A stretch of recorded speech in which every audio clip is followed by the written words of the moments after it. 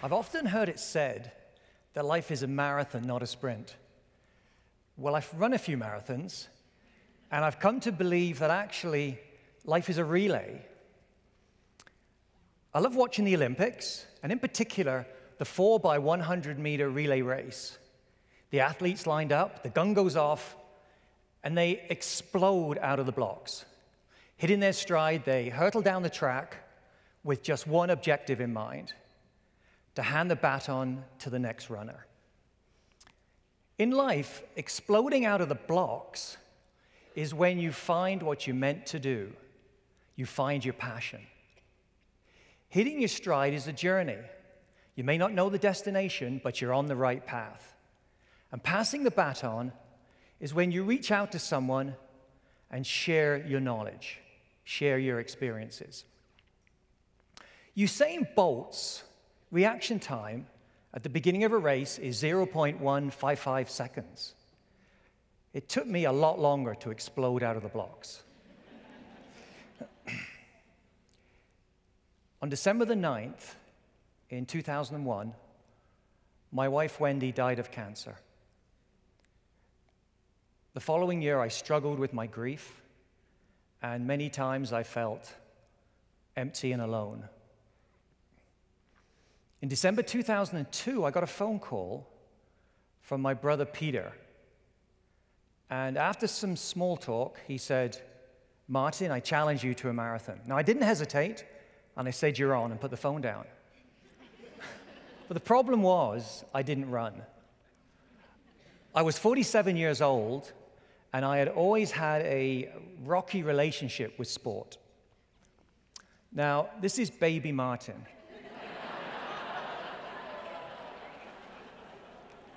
A child only a mother could love. I mean, look at those cheeks. Now, back then I was known as a huggable child, and my size caused me issues at school. In England, the sports were soccer and cricket and rugby, and I was always picked last for the team. I'm what you call a reverse Olympian. They're very good at one sport, and I'm rubbish at lots of sports. But that night, Peter challenged me. I headed out.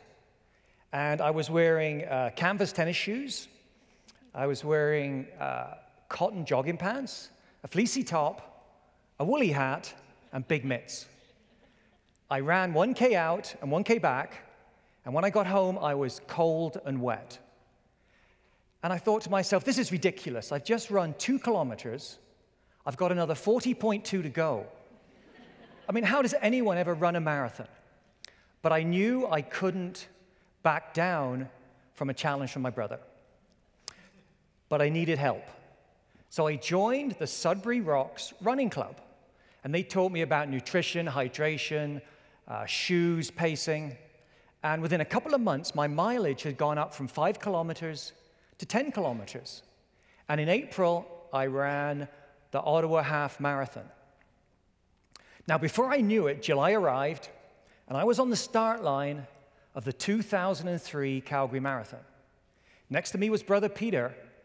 But to show you how big a challenge this was, my other younger brother, Andrew, had flown in from England. This was global sibling rivalry. The gun went off, and I flew from the start. But at the 2-kilometer mark, I stepped in a pothole and smashed. My knees were bleeding, my hands were all gravelly, but I got myself up, kind of brushed off and kept going, and managed to finish the marathon in just under 4 hours. However, in the brotherly stakes, Andrew was first, I was second, and Peter was third. But I was elated to have completed the marathon. Peter had reached out to me during my time of grief, and through running, I had found my passion. I had finally exploded out of the blocks. Usain Bolt's fastest relay split time is 8.7 seconds, and he hits his stride in 60 meters. And in the 100-meter relay, the path is very clear. You're in a lane, and you stay in it. However, in life, that path is not so clear. I continued my running journey, and in 2004, I went to the Boston Marathon. But in 2005, I signed up for a 4-month trip, cycling trip, in Africa. Along the way, I played sports. I played soccer and ping pong, and I ran with the kids. And I saw the power of sport. And it doesn't matter your age, your gender, your religion, your culture, sport brings people together. I returned from the trip, but I didn't know what to do with the experience. Until one evening in February of 2009, a friend of mine introduced me to Right to Play. Now, Right to Play uses sport and play-based programs to teach children life skills, leadership, team building, conflict resolution. And that night, something clicked for me, and I knew I wanted to help. In the middle of 2009, I was training for my first 100-mile race, the Lost Souls Ultra.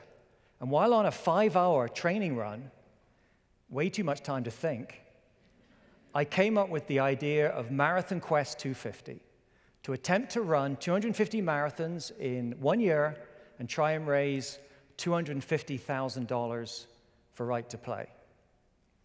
So on January the 1st, 2010, I'm lined up with a group of friends on the 1A highway just outside of Cochrane, and it was minus 32 degrees. We headed off, and 5.5 hours later, we finished the marathon. 1 down, 249 to go. Now, during the year, my favorite days were Thursdays because I would go to a school and run a marathon.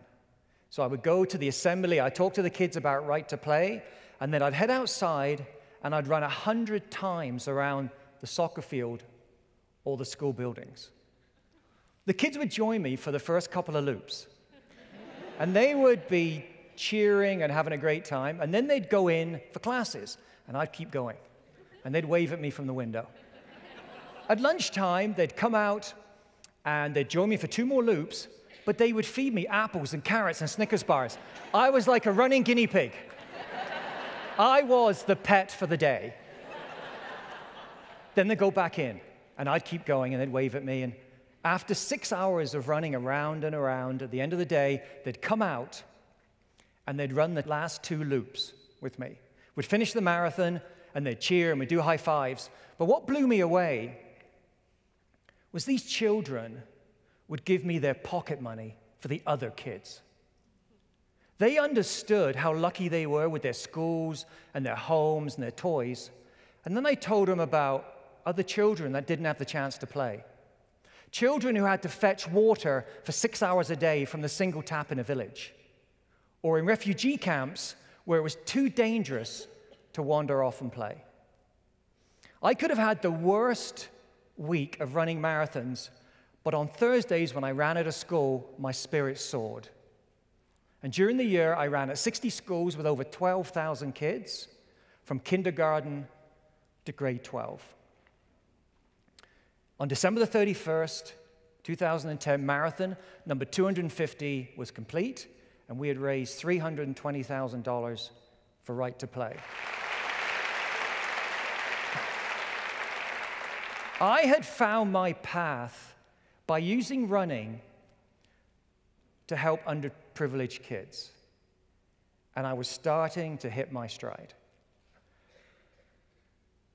Usain Bolt was a member of the gold medal winning 2012 and 2016 Jamaica 4x100 meter relay team. A critical aspect of their success was the successful passing of the baton. In February of 2015, I was hospitalized with a massive clot on the brain. Suddenly, from running multiple marathons, I needed help to go the 20 feet from the hospital bed to the washroom. My recovery was slow, and I was on a cocktail of drugs. But then, after a couple of months, I was given the okay to do short walks.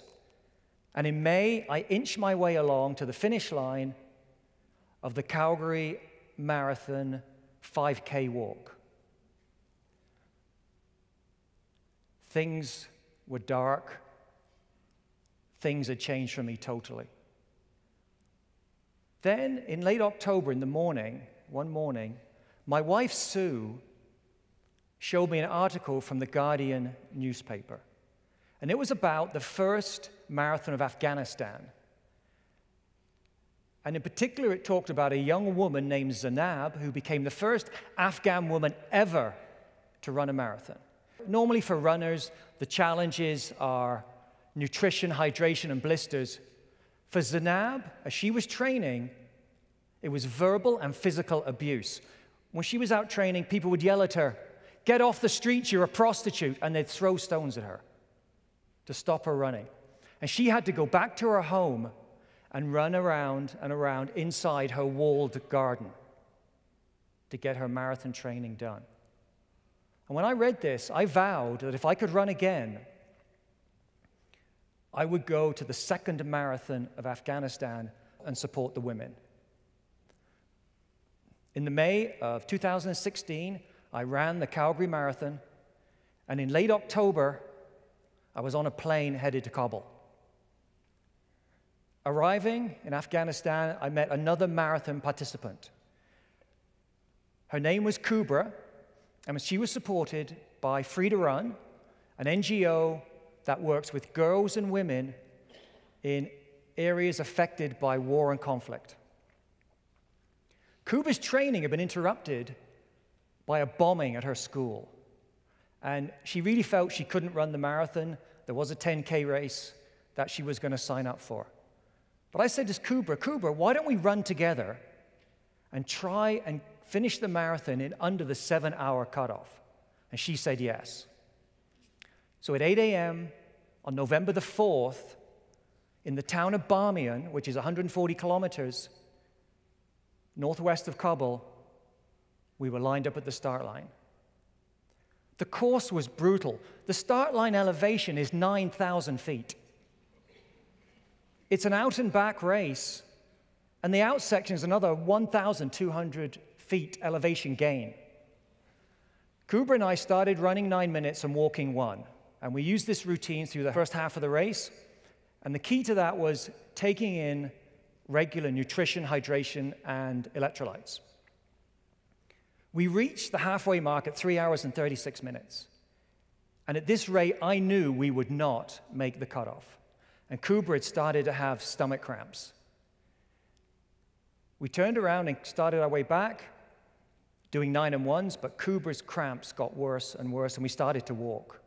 And the next 2 hours, I used all the knowledge that I had put together in those hundreds of marathons over a number of years to try and get Kubra through. And in essence, it came down to Kubra, focus on just 10 minutes. Forget about anything else, just keep moving and focus on 10 minutes.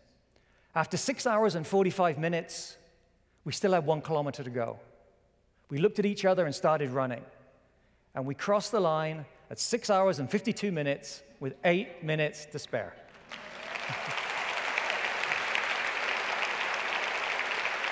Now, Kubra had exploded from the blocks with the work she had done with the girls and women and promoting their rights over there. And she had hit her stride with her work with Free to Run. We had run together for 7 hours for a common goal, and Kubra had completed her marathon and achieved her dream. The baton had been passed. So now it's time to finish this relay. And I would like to introduce Giti Shirzad.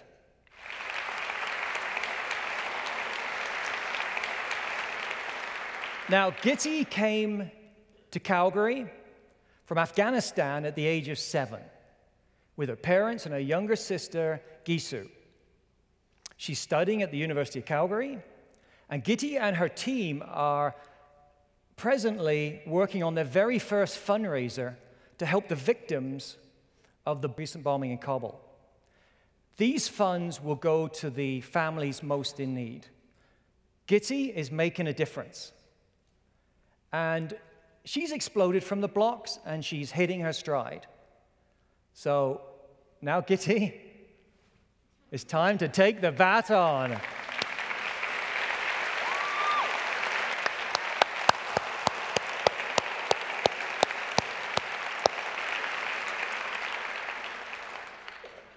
So I ask you, have you started your relay yet? What will it take for you to explode out of the blocks? Find your passion and you're on your way. Hitting your stride can be a long journey, but the key is to have the openness to take a chance and the willingness to persevere. And at the end of the relay, it's time to pass the baton. Think about reaching out to someone.